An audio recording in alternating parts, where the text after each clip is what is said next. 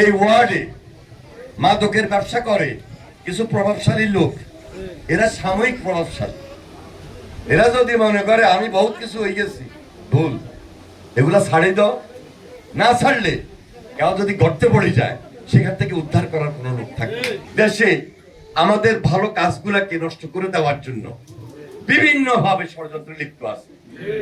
এই ব্যাপারে সজাগ থাকতে হবে, সতর্ক থাকতে হবে।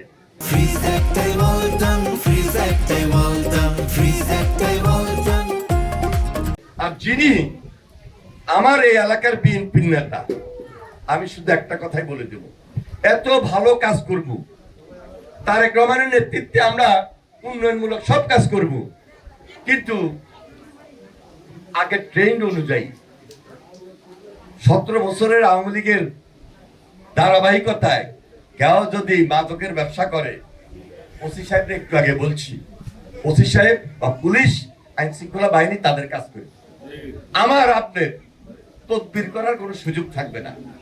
এই লাইনে এই ওয়ার্ডে মাদকের ব্যবসা করে কিছু প্রভাবশালী লোক, এরা সাময়িক প্রভাবশালী।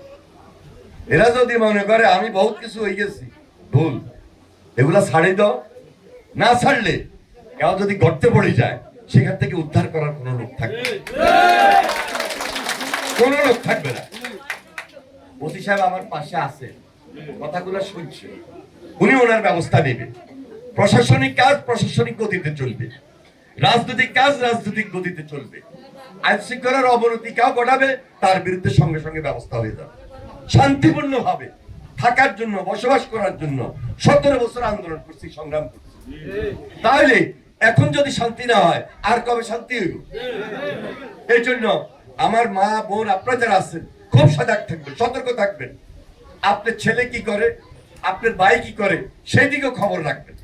কোনোভাবেই আপনার বাড়ির আশেপাশে মাদকের ব্যবসা করে, সঙ্গে সঙ্গে সবাই একটা সামাজিক ভাবে ঐক্যবদ্ধ হয়ে যাবেন। এটাকে বলে সামাজিক আন্দোলন। দেখবেন এই এলাকার মধ্যে মাদক ব্যবসা করার মতো, মাদক সেবন করার মতো আর সুযোগ কেউ পাবে না।